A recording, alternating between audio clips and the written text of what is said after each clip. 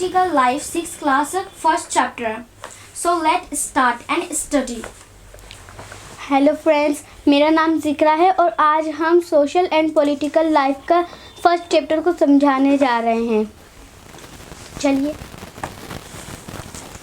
3 children around your age have drawn the figures above. Use the empty box to draw your human figure. Is your drawing similar to any of the others? The chances are that your drawing is quite different from the other 3, which you can see are quite different from each other. This is because each one of us has a unique drawing style. We not only don't look exactly like each other, but also differ in terms of the languages we speak, our cultural backgrounds, the religious rituals we observe, and of course the way we draw. मतलब जो 3 बच्चों ने drawing बनाई है यहाँ पर रहेगा और उन्हें मतलब यहाँ पे एक एम्प्टी बॉक्स है, उसमें आपको अपना ह्यूमन फिगर बनाना है और मतलब तुम्हारी जो ड्राइंग है वो इन तीनों की जैसी दिखती है। ऐसा मतलब चांसेस है कि नहीं, क्योंकि सबके पास एक यूनिक ड्राइंग स्टाइल होता है। तुम देख सकते हो कि तुम्हारी ड्राइंग उन लोगों से तीनों से अलग है और जो है हम सिर्फ एक जैसे मतलब अलग अलग दिखने में ही अलग नहीं होते, हम बहुत सारी चीज़ों में अलग होते हैं। जैसे जो चीज़ हम बोलते हैं, जो भाषा हम बोलते हैं, जो खाना हम खाते हैं, जो कपड़े हम पहनते हैं और जैसे हमारे बैकग्राउंड, कल्चरल बैकग्राउंड और हमारे धर्म और बहुत सारी चीज़ों में हम लोग जो अलग होते हैं। Now ask your teacher to help you check how many of you have similar answers. Is there anyone whose list matches your exactly? Probably not, but many of you may have similar answers. How many like reading the same kind of books? How many different languages are spoken by the students in your class? By now you must have recognized the many ways in which you are quite like some of your classmates and other ways in which you are different from them. मतलब आप अपनी teacher से कहो कि वो check करे तुम्हारा जो यहाँ पे एक ये है लिस्ट बनानी है, उसे चेक करने के लिए कहो और मतलब देखो कि तुम्हारे जो क्लास में कोई है या फिर तुम्हारा जो दोस्त है उसके आंसर तुम्हारे से मतलब मैच करते हैं, मतलब पूरी एकदम सेम मैच करते हैं, शायद नहीं, क्योंकि मतलब किसी चीज़ों में कोई अलग होता है और कुछ आंसर ऐसे होंगे जिसमें तुम लोग सेम होंगे। और अब तुम्हें एक लिस्ट बनानी है जिसमें तुम ये बात बताओगे कि जैसे तुम्हारे क्लासमेट या तुम्हारे जो दोस्त है वो तुम्हारे किन चीज़ों में एकदम सेम है और किन चीज़ों में तुमसे एकदम अलग है। Making friends. Do you think it would be easy for you to make friends with someone who was very different from you? Read the following story and think about this. मतलब अब दूसरी हेडलाइन उसमें हम पढ़ेंगे दोस्त बनाने के बारे में। तो यहाँ मतलब कह रहा है कि तुम एक बारी सोच के देखो कि तुम्हें एक ऐसे बच्चे को दोस्त बनाना है जो तुमसे बहुत ही ज़्यादा अलग हो, मतलब बहुत सब चीज़ों में बहुत ही ज़्यादा अलग हो। तो यहाँ पे एक स्टोरी दी हुई है, उसे हमें पढ़ना है। I had meant it is a joke made up for a small race boy who sold newspapers at the Janpat crossing at the busy intersection. Every time I cycled past, he would run after me, holding out the English paper and screaming out the evening's headlines in mixture of Hindi and English words. This time I stopped by the pavement and asked for the Hindi paper. His mouth fell open. मतलब कि मैं ये सोचता था कि ये एक मजाक है, ये मजाक उस बच्चे के लिए जो मतलब बहुत छोटा था और जनपद के इंटरसेक्शन पे वो जो है अखबार बेचा करता था, उसके पास इंग्लिश के अखबार होते थे और जैसे ही मैं अपनी साइकिल लेके वहाँ पे जाता तो वो मेरे पीछे पीछे दौड़ने लगता और उसके हाथ में इंग्लिश पेपर हुआ था और जब शाम होती तो वो एक जगह पे जाता और इंग्लिश पेपर में की जो हेडलाइन होती है उसमें हिंदी के वर्ड मिक्स करके उसे हिंदी का अखबार मतलब बनाने की कोशिश करता। तो उस टाइम में रुका, उसके पास गया और मैंने उससे कहा कि तुम्हारे पास हिंदी का पेपर है? तो उसका मुंह जो था वो खुला का खुला रह गया। You mean you know Hindi? He asked. मतलब उस लड़के ने पूछा, जो अखबार बेचता था, उनने पूछा कि क्या तुम हिंदी जानते हो? Of course, I said as I paid for the paper. जो दूसरा लड़का था उन्होंने कहा हाँ बिल्कुल मैं जानता हूँ, पर मैंने तुमसे अखबार के लिए पूछा था, हिंदी के अखबार के लिए। Why? What did you think? तुम क्या सोचते हो? He paused, but you look so अंग्रेज. He said, you mean you can even read Hindi? मतलब वह रुका, फिर उसने बोला कि तुम बहुत ही ज़्यादा अंग्रेज़ लोगों की तरह दिखते हो। Of course I can, I said this time a little impatiently. I can speak, read and write Hindi. Hindi is one of the subjects I study in school. मतलब उस लड़के ने कहा हाँ बिल्कुल, मैं हिंदी बोल सकता हूँ, हिंदी लिख सकता हूँ, हिंदी पढ़ भी सकता हूँ। हिंदी जो है वो एक सब्जेक्ट है जो मैं स्कूल में पढ़ता हूँ। Subjects. He asked, how could I explain what a subject was to someone who had never been to school? Well, it is something I began, but the lights changed and the honking behind me grew 100-fold and I let myself be pushed along with the rest of the traffic. Subject, जो लड़का अखबार बेचता था उनने पूछा कि subject कि मतलब सब्जेक्ट क्या होता है। तो फिर जो लड़का था और दूसरा लड़का, उनने सोचा कि अब मैं सब्जेक्ट उसे कैसे बताऊं जो बच्चा कभी स्कूल ही नहीं गया हो। और तभी लाइट जो थी वो चेंज हो गई और जो ट्रैफिक था वो मुझे मतलब धक्का मारने लगी और मैं आगे चला गया। The next day he was there again, smiling at me and holding out a Hindi paper. भैया, he said, आपका अखबार, अब बताइए यह सब्जेक्ट क्या चीज़ है? In English word sounded strange on his tongue. It sounded like its other meaning in English, to be ruled by someone else. मतलब अगले दिन जो वो लड़का था वो मतलब एक हिंदी का अखबार लेके खड़ा था और वो मुझे देख के मतलब हंस रहा था, मतलब स्माइल कर रहा था, मुस्कुरा रहा था वो। और उसने कहा, ये लीजिए भैया, ये आपका अखबार है, अब बताइए मुझे कि ये सब्जेक्ट क्या होता है। तो वो जो इनने बात कही ये इंग्लिश में कही थी। जो फिर दूसरा बच्चा था वो बहुत ही हैरत हो गया कि मतलब इसने इंग्लिश कैसे बोली। और जो मतलब जब वो इंग्लिश बोल रहा था तो ऐसा नहीं लग रहा था कि वो इंग्लिश बोल रहा है, ऐसा लग रहा था कि उसने अपने मन से कोई वर्ड बना दिए हैं। Oh, it's just something to study, I said, and then because the red light had come on, I asked him, have you ever been to school? Never. He answered, and he added proudly, I began working when I was so high. He measured himself against my cycle seat. First my mother used to come with me, but I can do it all alone. उसने फिर उस लड़के ने जो दूसरा लड़का था उसने ये सोचा कि ये सब मतलब अखबार वो पढ़ता है, इसी वजह से उसने शायद इंग्लिश बोल ली होगी। उसके बाद उसने पूछा कि क्या तुम कभी स्कूल गए हो? तो दूसरे जो लड़का अखबार बेचता था उन्होंने कहा नहीं, मैं कभी स्कूल नहीं गया हूँ। पर मतलब उसने अपने आप को ना उसकी साइकिल की सीट से मेज़र किया, मतलब जितने उसकी साइकिल की सीट से मान लो इतना, तो है ना वो उतने ही छोटे से वो काम कर रहा था। और उन्होंने बहुत ही ज़्यादा गर्व से बोला ये बात। और फिर उन्होंने कहा कि पहले मेरी माँ आती थी मेरे साथ ये सब काम करने के लिए, लेकिन अब मैं ये सब काम जो है वो मैं अकेले ही कर सकता हूँ। Where is your mother now? I asked, but then the light changed and I was off. I hear him yell from somewhere behind me. She's in Marriott. With the rest was downed out. मतलब मैंने उससे पूछा, वो जो दूसरा लड़का था उन्होंने कहा कि मैंने उससे पूछा कि तुम्हारी माँ कहाँ है अब? तो मतलब तब तक जो लाइट थी वो चेंज हो गई थी और मैं आगे बढ़ने लगा, लेकिन ना उसने जो बोला तो मुझे ना थोड़ा सा समझ आया कि वो मेरठ में है। My name is Samir, he said the next day, and very silly he asked, what's yours? It was incredible, my bicycle walked, my name is Samir too. I said, what? His eyes lit up. Yes, I grinned at him. It's another name for Hanuman's father, you know. So now you are Samir 1 and I am Samir 2, he said triumphantly. Something like that, I answered, and then I held out my hand. Hath milao Samir 2. His hand nestled in mine like a little bud. I could still feel its warmth as I cycled away. अगले दिन उस बच्चे ने कहा कि मेरा नाम समीर है, और उसने बहुत ही ज़्यादा शर्माते हुए दूसरे बच्चे से पूछा कि तुम्हारा नाम क्या है? तो जो दूसरा बच्चा था वो बोला मेरा नाम ही समीर है। तो उसने कहा कि मतलब उसकी जो आंखें थी वो मतलब उम्मीद से भर आई। फिर उन्होंने कहा दूसरे बच्चे ने कि आज से मैं जो हूँ मैं समीर 1 हूँ और जो तुम हो वो समीर 2 हो, ठीक है। और जो उसका मतलब जो अखबार बेचता था बच्चा, उसका दूसरा नाम मतलब हनुमान फादर ऐसे ही कुछ था। और फिर मैंने उससे कहा कि मतलब हाथ मिलाओ समीर दो, तो उसने मतलब हाथ मिलाया तो उसका हाथ बहुत पतला सा था और उसका हाथ जो था वो बहुत ही गर्म हो रहा था।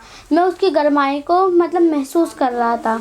The next day, he did not have his usual smile for me. There is trouble in Meerut. He said many people are being killed there in the riots. I looked at the headlines, communal riots. It blazed, but Samir, I began, I am a Muslim. Samir, he said it in answer, and all my people are in Meerut. His eyes filled with tears, and when I touched his shoulder, he would not look up. मतलब अगले दिन जो था उसके पास वो मुस्कुराहट नहीं थी मेरे लिए जो हमेशा उसके पास होती थी। मैंने उससे पूछा कि तुम दुखी क्यों हो, तो उन्होंने कहा कि मतलब मेरठ में कुछ भी ठीक नहीं है और मेरे जो सारे रिश्तेदार हैं वो मेरठ में ही रहते हैं। और फिर जो दूसरा लड़का था उसने अखबार में देखा तो कम्युनल राइट्स था, मतलब ऐसी धर्म के वजह से सब लड़ रहे थे। तो जो अखबार बेचते था बच्चा उसने कहा कि समीर मैं जो हूँ वो मैं मुस्लिम समीर मतलब मैं मुस्लिम हूँ। तो उसने कहा फिर उस मतलब जो दूसरा बच्चा था उसने उसके शोल्डर पे हाथ रखा, लेकिन उसने जो दूसरा बच्चा था उसने ऊपर उठ के नहीं देखा। He was not at the crossing the day after, neither the day after nor ever again, and no newspapers in English or Hindi can tell me where my Samir Do has gone. मतलब जो अगले दिन ना ही कभी वो वहाँ पे जो क्रॉसिंग थे था वो कभी नहीं मिला वहाँ पे। फिर मुझे तो बताओ, मुझे जवाब दो कि मेरा समीर दो जो है वो कहाँ चला गया। While Samir Ek is more familiar with English, Samir Do speak Hindi. Although they both are more at home in different languages, they still communicated with each other. They made the effort to do so because this was what was important to them. मतलब जो समीर एक था वो जो मतलब English के साथ बहुत कंफर्टेबल था, मतलब इंग्लिश वो अच्छे से बोल लेता था, इंग्लिश में ही सब काम कर लेता था, मतलब इंग्लिश में ही बोलता था, इंग्लिश ज़्यादा उसे समझ आती थी। और जो समीर दो था वो ज़्यादा कंफर्टेबल आरामदायक जो था वो मतलब हिंदी के साथ था। तो मतलब जो ये जो थे तो अपने घर में वो लोग अलग अलग लैंग्वेजेस बोलते थे, मतलब फिर भी वो जो एक साथ अलग मतलब एक ही लैंग्वेज में बोलते थे। जैसे समीर दो को तो हिंदी समझ आती थी तो वो लोग कम्युनिकेट जो करते थे मतलब जो बातचीत करते थे वो हिंदी में ही करते थे, एक ही लैंग्वेज में। Samir Ek and Samir Do also come from different religious and cultural backgrounds. While Samir Ek is a Hindu, Samir Do is a Muslim. Different religious and cultural backgrounds such as these are an aspect of diversity. मतलब जो समीर एक था और जो समीर दो था, मतलब समीर एक जो था वो हिंदू था और जो समीर दो था वो मुस्लिम था। तो मतलब वो लोग डिफरेंट रिलीजियस से ही थे और मतलब बहुत सारी चीज़ों में वो लोग अलग थे, जैसे उनका कल्चर भी जो था वो अलग था और उनके जो धर्म थे वो भी अलग थे। और यही जो है यही सब चीज़ें जो है वो डाइवर्सिटी होती है। In tradition to their diverse religious and cultural backgrounds, there are other ways in which Samir Ek and Samir Do are different from each other. For example, while Samir Ek goes to school, Samir Do sells newspapers. मतलब वो दोनों सिर्फ जाति धर्म या cultural में ही अलग नहीं थे, वो लोग देते वो दोनों समीर एक और समीर दो बहुत सारी चीज़ों में अलग थे। मतलब जैसे कि समीर एक जो था स्कूल जाता था, वहाँ पे से पढ़ता था, लेकिन जो समीर दो था वो न्यूज़पेपर बेचा करता था। Samir Do did not have the opportunity to attend school. Perhaps you have noticed that there are several people in the area where you live who are poor and who don't have enough to eat where and sometimes not even a place to live.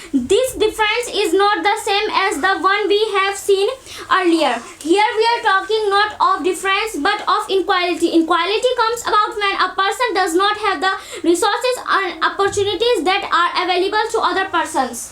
मतलब जो समीर दो था उसके पास ऐसी opportunity नहीं थी, मतलब उसके पास ऐसा मौका ही नहीं था जो जिसकी वजह से वो स्कूल जा पाए, इसलिए उसे काम करना पड़ता था। तुम अपने आसपास देखोगे ऐसे लोगों को जो मतलब बहुत गरीब होते हैं तो उनके पास ऐसी अपॉर्चुनिटीज़ नहीं होती है। वो लोग जो है मतलब वो लोग जो मतलब काम करते हैं लेकिन उनके पास ना खाने के लिए मतलब सही से खाने के लिए भी नहीं होता है, कभी कभार पहनने के लिए कपड़े नहीं होते, घर भी नहीं होता किसी किसी के पास। तो ये जो है ये हम मतलब इनक्वालिटी के बारे में बात कर रहे हैं। इनक्वालिटी उसे कहते हैं जो अपॉर्चुनिटी जो है दूसरे के पास है लेकिन हमारे पास नहीं है, हम वो चीज़ हमारे पास नहीं है, उसे ही अपॉर्चुनिटी मतलब इनक्वालिटी कहते हैं। The caste system is another example of inequality. According to this, society was divided into different groups depending upon the work that people did, and they were supposed to remain in those groups. So if your parents were potters, you could only become a potter, nothing else. This system was considered irreversible, and because you were not supposed to change your profession, it was not considered necessary for you to know anything more than what you needed in your profession. This created a situation of inequality. You will read more about this and other inequalities in the following chapters.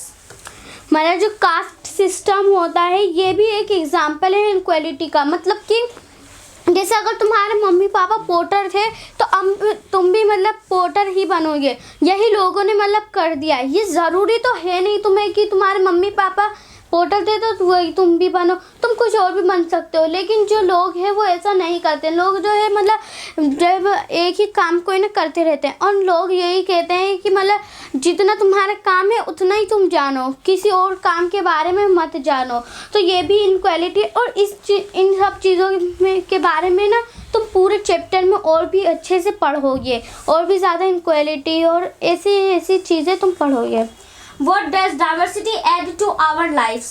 Just like Samir Ek and Samirdo became friends. You might have friends who are very different from you. You have probably eaten different kinds of food in their homes, celebrated different festivals with them, tried out the clothes they wear, and learned some of their languages as well. मतलब what does diversity add to our life, मतलब diversity हमारे ज़िंदगी में कैसे जुड़ती है। तो जैसे समीर एक और समीर दो फ्रेंड्स बन गए, तुम्हारे पास भी मतलब ऐसे फ्रेंड्स होंगे जो मतलब तुमसे बहुत अलग हो। जैसे कि अगर तुम्हारा ऐसे फ्रेंड है तो उनके घर में अगर तुम जाओगे तो तुम अलग खाना खाओगे, उनके साथ अलग अलग टाइप के मतलब कपड़े पहनोगे, और जो मतलब तुम उनके साथ अलग अलग फेस्टिवल मनाओगे और थोड़ी उनकी लैंग्वेजेस मतलब सीखना चाहोगे तुम, जो लैंग्वेज भी बहुत अलग होती है। You probably like reading and hearing stories and adventures about different animals, people, and even ghosts. Perhaps you even enjoy making up stories yourself. Many young people feel happy when they read a good story because it gives them lots of ideas to make up more stories. People who write stories get their ideas from all sorts of different places, from books and real life and from their imagination. मतलब शायद तुम्हें जो मतलब reading जो story होती है या सुनने में या रीड करने में अलग अलग जानवरों के बारे में एडवेंचर सुनने में जो अच्छा लगता होगा, और कुछ लोगों को ना भूतों के बारे में भी पढ़ना या सुनना है ना अच्छा लगता है।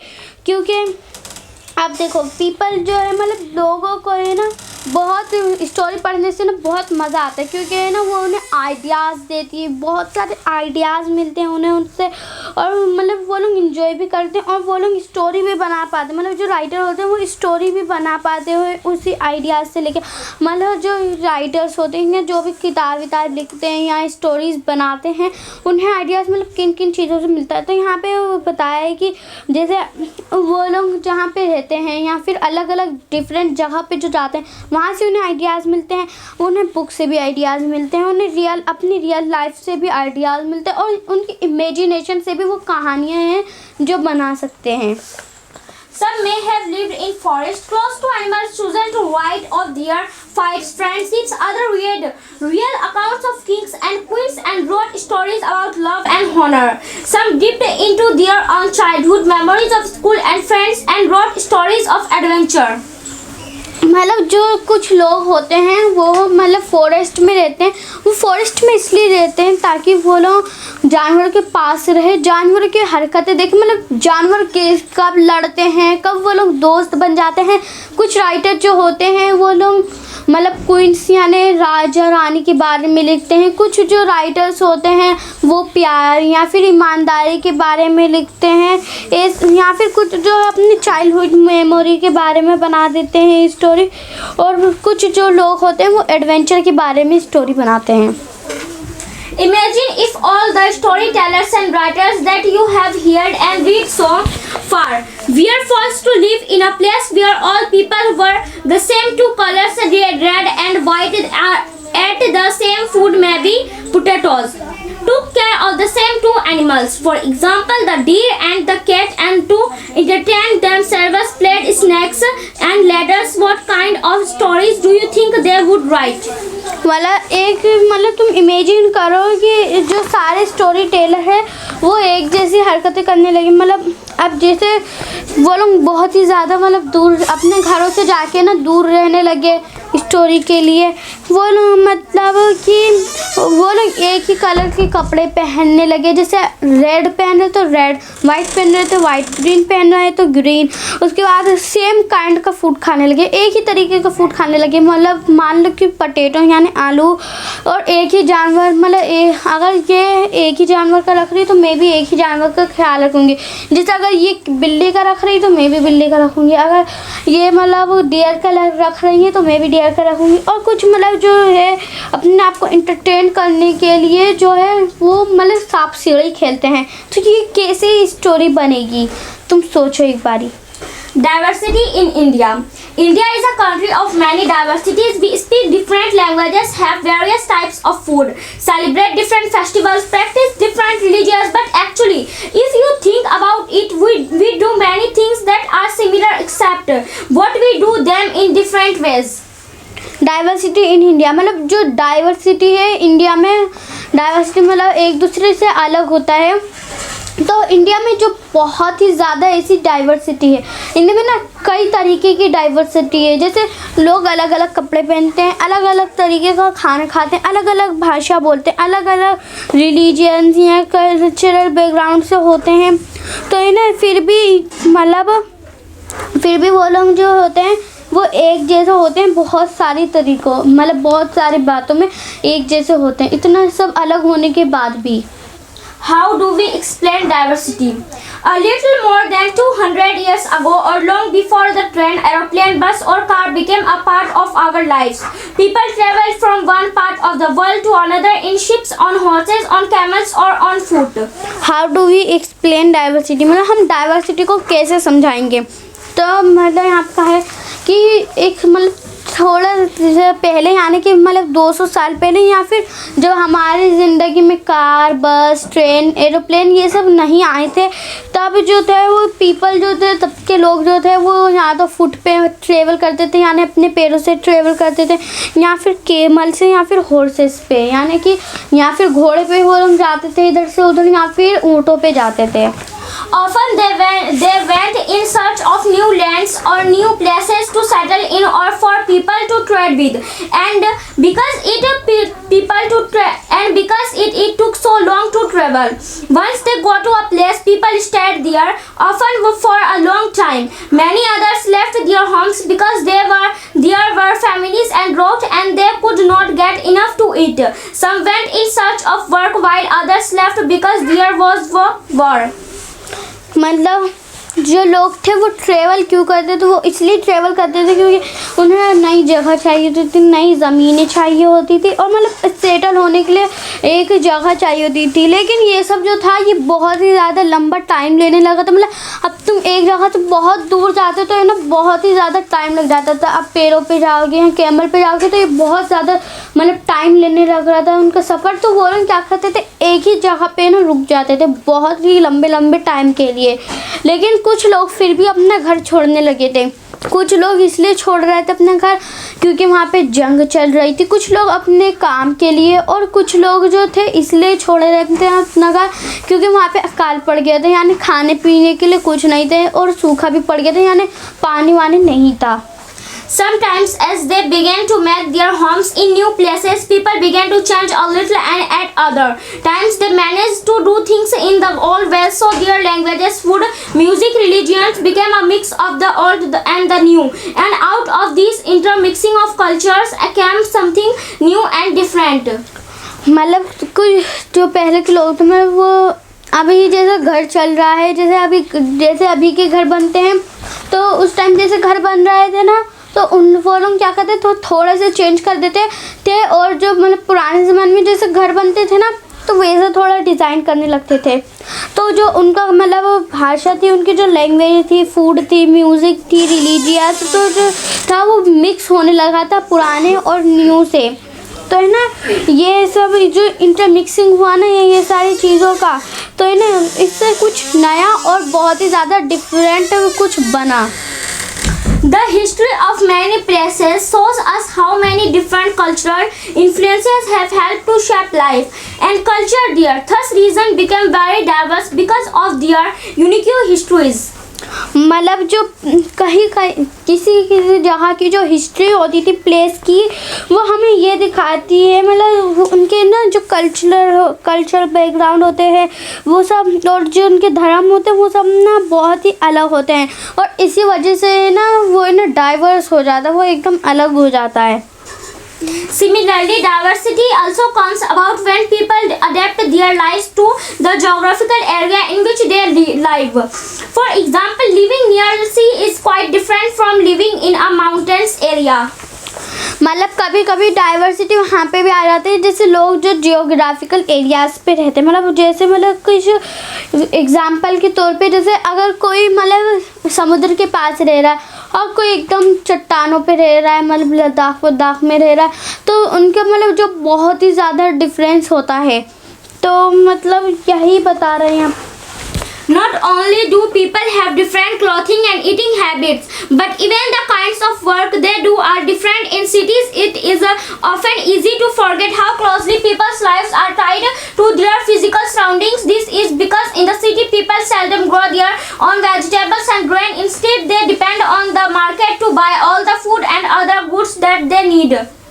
मतलब जो पीपल है, जो लोग हैं, वो सिर्फ अपने कपड़े या खाने की आदतों में अलग नहीं है, मतलब वो लोग बहुत ही ज़्यादा चीज़ों में अलग है। लोग आजकल के लोग जो है वो ये सब भूल गए कि कैसे लोग एक साथ मतलब पहले मिलजुल के रहते थे। और ऐसे इसलिए होता है क्योंकि जो सिटीज़ के लोग होते हैं, मतलब जो शहर के लोग होते हैं, वो अपना मतलब खाने का सामान जैसे मतलब वेजिटेबल हो गया या फिर मतलब ऐसे ही बहुत सारे मतलब वेजिटेबल हो गया और ग्रेन जो हो गया वो खुद ही घर पे उगा लेते थे। और बाकी चीज़ों के लिए मतलब जो अच्छी चीज़ें होती थी या उनके खाने की चीज़ें या कोई और चीज़ों के लिए ना वो दूसरे मतलब मार्केट पे जो डिपेंड रहते थे।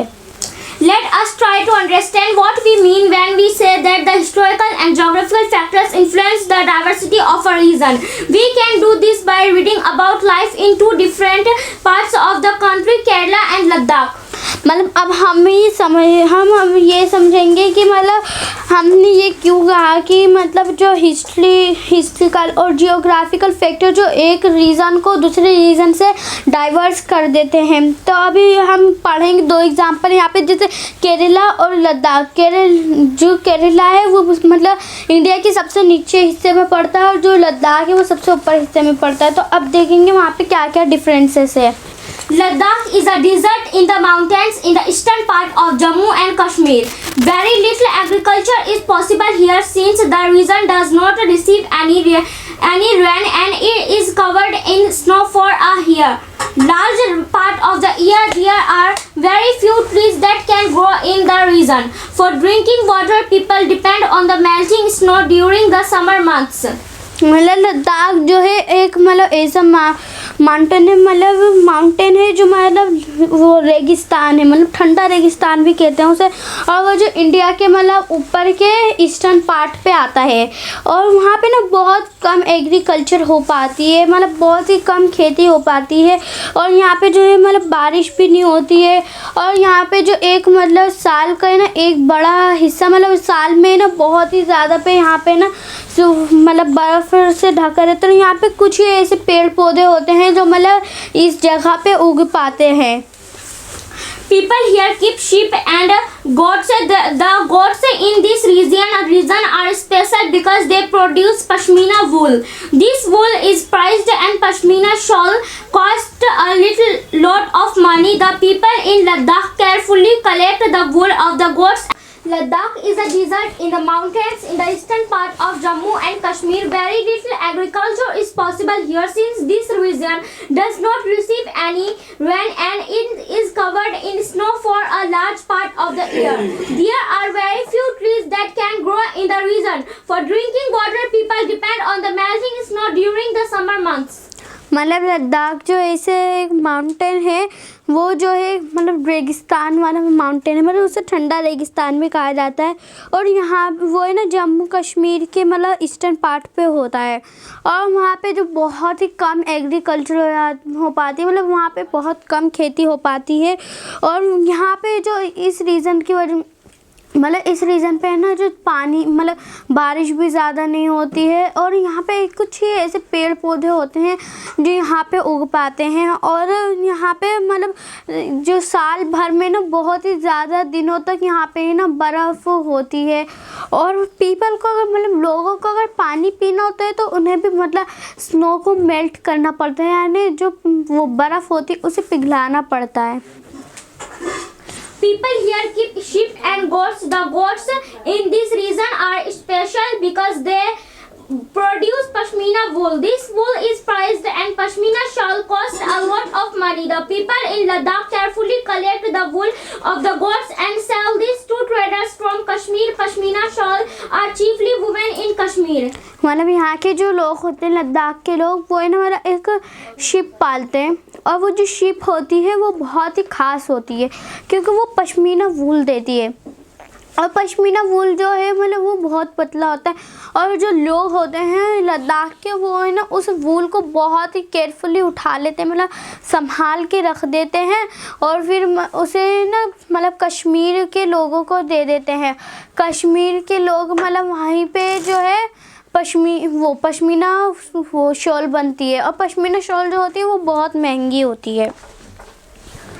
The people eat meat and milk products like cheese and butter. Each family owns some goats, cows and dozens yak cows. Being a desert did not mean that Ladakh did not attract its share of traders. It was considered a good trade route as it had many passes through which caravans traveled to what is today called Tibet. These caravans carried textiles and spice, raw silk and carpets. मतलब जो लद्दाख के लोग होते हैं वो सिर्फ मतलब meet खाते हैं या फिर जो मिल्क से बने जो मतलब दूध से बने हुए जो प्रोडक्ट्स होते हैं उन्हीं को खाते हैं, मतलब जैसे चीज़ हो गया, बटर हो गया। और वहाँ के जो मतलब ऐसा नहीं है कि लद्दाख जो एक डिज़र्ट है तो मतलब वो अपना ट्रेडर को शेयर नहीं करते हैं, ऐसी बात नहीं है, वो मतलब वो शेयर करते हैं। और जो मतलब वो मतलब थोड़ा सा है ना तिब्बत का हिस्सा मतलब यहाँ पे भी है, लद्दाख पे भी है। तो है ना जो मतलब तिब्बत को है ना कार्नावास कहते थे पहले और ना वहाँ के जो ट्रेडर्स हैं वहाँ यहाँ पे आते हैं और मतलब स्पाइसेस और टेक्सटाइल्स और जो मतलब रो सिल्क होता है और कारपेट को है ना वहाँ से लेके जाते हैं। Buddhism reached Tibet via Ladakh. Ladakh is also called Little Tibet. Islam was introduced in the region more than 400 years ago, and there is a significant Muslim population here. Ladakh has a very rich oral tradition of songs and poems. Local versions of the Tibetan national epic, the Kesar Saga, are performed and sung by both Muslim and Buddhists. मतलब जो तिब्बत है मतलब तिब्बत का थोड़ा सा हिस्सा जो है वो लद्दाख में भी है, इसलिए लद्दाख को जो है लिटिल तिब्बत भी कहते हैं। और जो मतलब इस्लाम जो है ना वो लद्दाख में ना इस्लाम करीब 400 साल पहले आया था और इसलिए यहाँ पे मतलब और मतलब तिब्बत में बुद्धिज़्म भी ज़्यादा रहता है, तो इसी वजह से यहाँ पे बुद्धिज़्म और मुस्लिम लोग जो है वो ज़्यादा पाए जाएंगे। और यहाँ पे मतलब सब कोई एक साथ रहते हैं। यहाँ पे बहुत सारे पोएम भी बनते हैं और जो केसर सागा एक सिंगर है वो मतलब केसर सागा ने बुद्धिज़्म और बुद्धिज़्म सॉन्ग और मतलब मुस्लिम सॉन्ग दोनों को ही मतलब मिक्स करके गाना बनाया था। Kerala is a state in the southwest corner of India. It is surrounded by the sea on one side and hills on the other. A number of spices like pepper, cloves and cardamoms are grown on the hills. It is spices that made this region an attractive place for traders. Jewish and Arab traders were the first to come here. The apostle of Christ, St. Thomas, is believed to have come here nearly 2000 years ago, and he is credited with bringing Christianity to India. मतलब केरला एक state है India का जो south west पे पड़ता है और यहाँ पे मतलब बहुत अलग अलग तरीके के मतलब ये देखो जो केरला है वो एक तरफ से ना मतलब समुद्र पे पड़ता है और दूसरी तरफ उसके जो है माउंटेन है। और जो केरला है वहाँ पे ना उसके जो स्पाइसेस होते हैं उसके जो मसाले होते हैं वो बहुत ही फेमस है। जैसे कि वहाँ पे जो मिर्ची उगती है और क्लोव्स लौंग और इलायची उगते हैं और यही मसाले जो है वो इस जगह को एट्रैक्टिव प्लेस बनाते हैं। और अरब और मतलब जो जेविश एक जगह है और अरब भी एक जगह है, तो वहाँ के जो ट्रेडर्स थे यानी ट्रेडर्स मतलब जो व्यापार करते हैं बिजनेसमैन जो होते हैं वो ना यहाँ पे सबसे पहले आए थे करीब 2000 साल पहले। और मतलब एक नाम है यहाँ पे एपिस्टल ऑफ क्रिश्चियन वो एस.टी. थॉमस, तो है ना वो मतलब कि 2000 साल पहले आए थे करीब, तो है ना वो उन्हें ये माना जाता है कि उन्हीं की वजह से मतलब इंडिया में जो है वो क्या कहते हैं क्रिश्चियन वाला धर्म ना यहाँ पे मतलब आया, इंडिया में शुरू हुआ उनके आने के बाद। Many Arab traders also come and settle down here. Ibn Battuta, who traveled here a little less than 700 years ago, wrote a tribute in which he describes the lives of Muslims and says that they were a highly respected community. The Portuguese discovered the sea route to India from Europe when Vasco da Gama landed with his ship here. मतलब जो अरब के traders थे वो यहाँ पे आए करीब उनका मतलब एक नाम है इब्न बतूता, तो है ना वो यहाँ पे करीब कितने साल पहले 700 साल पहले आए होंगे वो यहाँ पे, तो है ना उन्हें मतलब इब्न बतूता जो आए थे वो ट्रेवलर देते वो उन्होंने ना एक ट्रेवल लोग लिखा मतलब जो इधर से उधर ट्रेवल करते तो अपनी ट्रेवल के मान लो सफ़र के बारे में वो लोग लिखते हैं, तो उसमें उन्होंने इब्न बतूता ने बताया है कि जो मतलब मुस्लिम कम्युनिटी है वो बहुत ही उन्हें ना बहुत ही ज़्यादा इज्जत मिलती है, वो है ना बहुत ही हाई रिस्पेक्टेड कम्युनिटी है। और जो वास्को डी गामा थे उन्होंने मतलब यूरोप से अपनी शिप को लेकर ना वो इंडिया पे पहुँचे और उन्होंने इंडिया को ना डिस्कवर किया। Because all of these various historical influences, people in Kerala practice different religions such as Judaism, Islam, Christianity, Hinduism and Buddhism. The fishing nets used here look exactly like the Chinese fishing nets and are called China wala. Even the utensil used for frying is called the China chatti, and it is believed that the word Chin could have come from China. The fertile land and climate are suited to growing rice, and a majority of people here eat rice, fish and vegetables. मतलब जैसा यहाँ पे बहुत सारे historical influences बताए हैं, मतलब बहुत सारे हिस्टोरिकल लोग जो अलग अलग धर्म के केरला में आए गए हैं, तो केरला में ना बहुत ही अलग अलग जाति के मतलब अलग अलग धर्म के जो लोग हैं, मतलब उन जैसे कि मतलब जुदाइज़म हो गया, इस्लाम, क्रिश्चियनिटी, हिंदुज़म एंड बुद्धिज़्म। यहाँ पे 5 तरीके के मतलब 5 धर्म के लोग पाए जाते हैं और बहुत ही मतलब सारे यहाँ पे बहुत सारे धर्म को माना जाता है। और यहाँ पे जो मतलब जो फिशिंग रोड मतलब जो होते हैं यहाँ पे दिखाए है, ये सब ब्रिज जैसा दिख रहा है लेकिन ये फिशिंग नेट है, तो है ना ये चाइना का फिशिंग नेट है। तो है ना जो केरला में फ़िशिंग नेट को जो यूज़ किया जाता है वो भी चाइना के फ़िशिंग नेट जैसा दिखता है, इसलिए उसका नाम जो है वो चीना वाला है। और यहाँ पे जो बर्तन यूज़ किया जाता है फ़िश को फ्राई करने के लिए, मतलब मछली को तलने के लिए जो मतलब यूज़ किया जाता है वो मतलब बर्तन वो भी ना मतलब चाइना वाले जैसा होता है, तो उनका मतलब ना मतलब चीना चट्टी नाम है। तो ये ना मतलब कि ये जो लोग हैं वो ये बिलीव करते हैं कि ये जो चीन है, चीन का चीना चट्टी का जो चीन है वो है ना चाइना से आया है।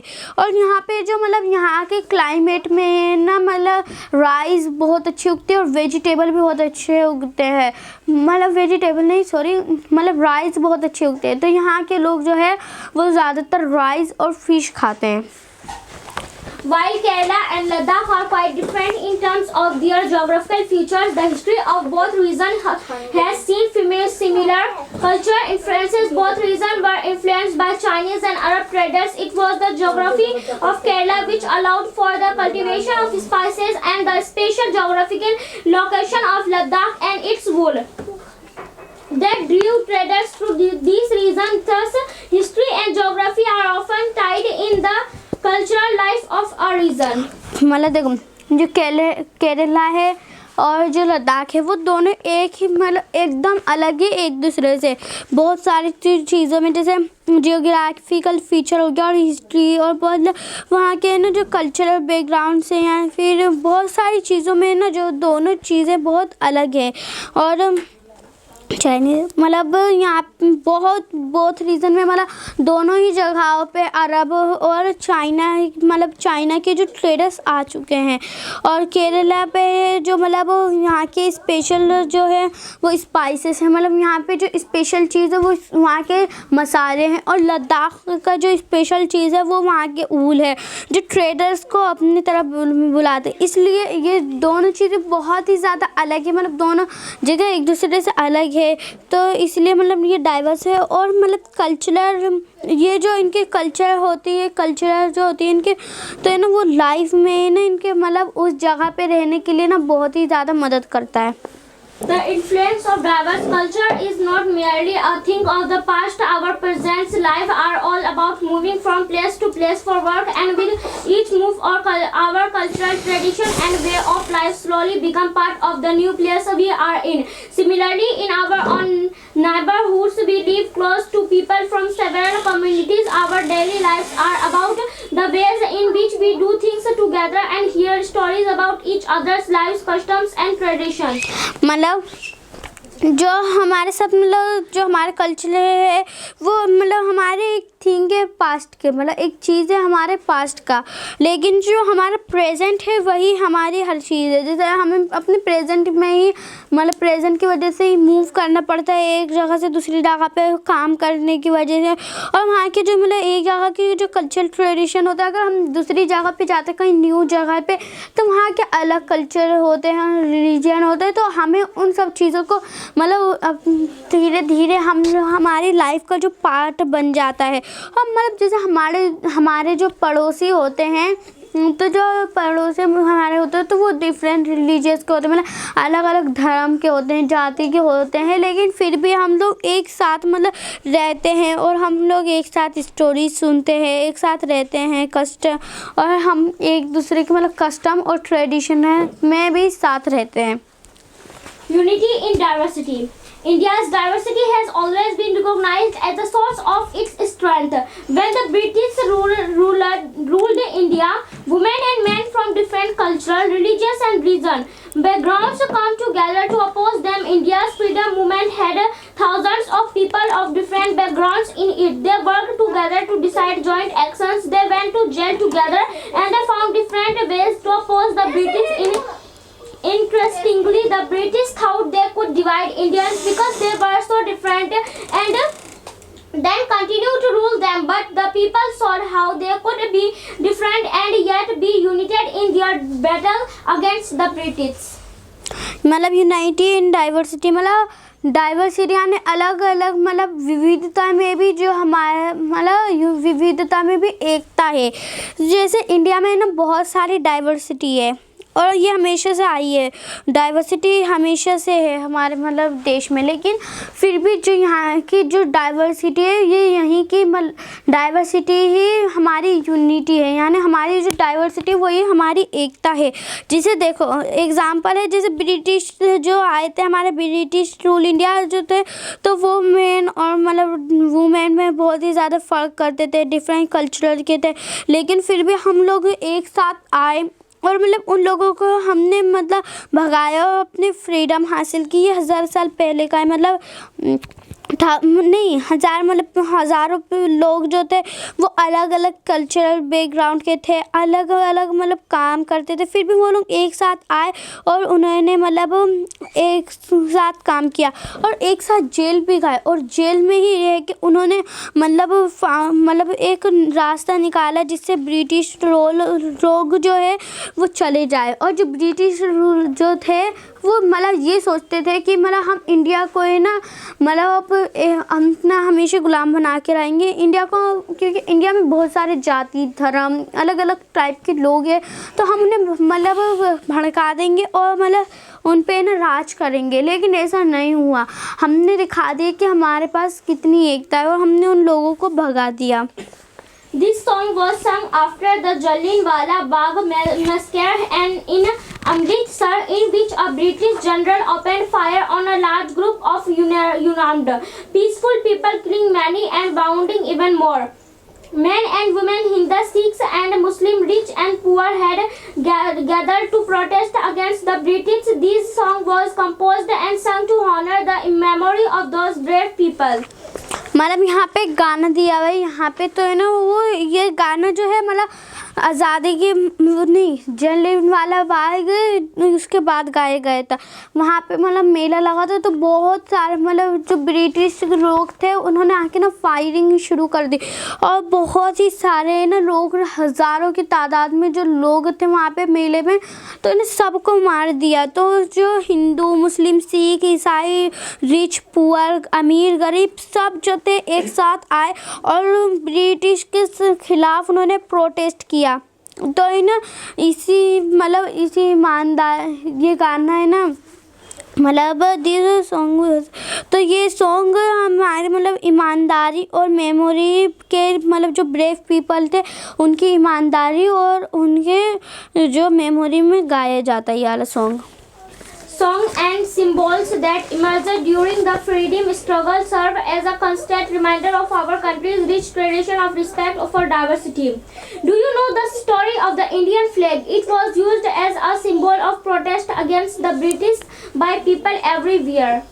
मतलब देखो जो सॉन्ग और सिंबल होते हैं यहाँ के जो फ्रीडम के बारे में, वो बहुत ही मतलब हमें याद दिलाता है पहले की बातों के बारे में। और यहाँ की जो डाइवर्सिटी होती है, इंडिया की जो डाइवर्सिटी होती है, इसे बहुत ही ज़्यादा रिस्पेक्ट दिया जाता है, क्योंकि हमारी डाइवर्सिटी यूनिटी है हमारी। और मतलब यहाँ पे कहा है कि do you know the story of Indian flag, मतलब क्या तुम मतलब तिरंगे जो हमारा इंडियन झंडा है उसके बारे उसकी स्टोरी तुम जानते हो।